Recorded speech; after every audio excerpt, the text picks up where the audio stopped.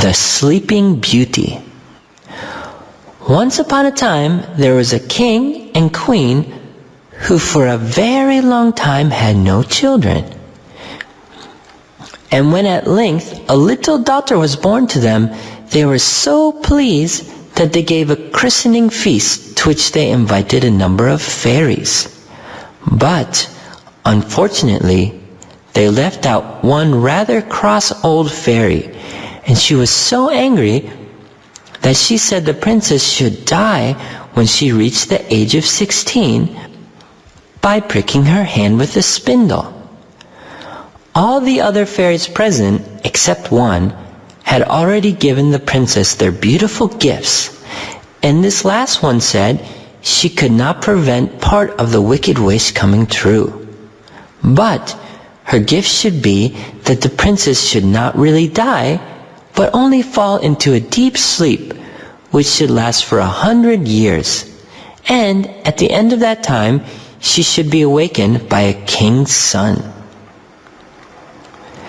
It all happened as the fairies had predicted. When the princess was 16 years old, she saw an old woman spinning and took the spindle from her to try this strange new work. Instantly, she pricked her hand and fell into a deep sleep, as did everyone else in the palace.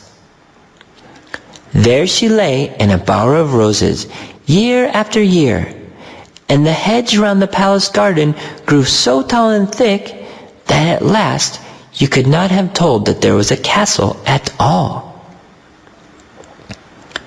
At the end of the 100 years, a king's son heard of the castle and the enchanted princess who lay asleep there, and determined to rescue her. So he cut his way through the thick, prickly hedge, and at length he came to the princess. When he saw how lonely and how sweet she looked, he fell in love with her, and stooping, kissed her lips. At once she awoke, and with her the king and queen and all the courtiers who had fallen asleep at the time. As the princess was as much taken with the prince's appearance as he was with hers, they decided to be married. And so the wedding was celebrated the same day with great pomp and ceremony.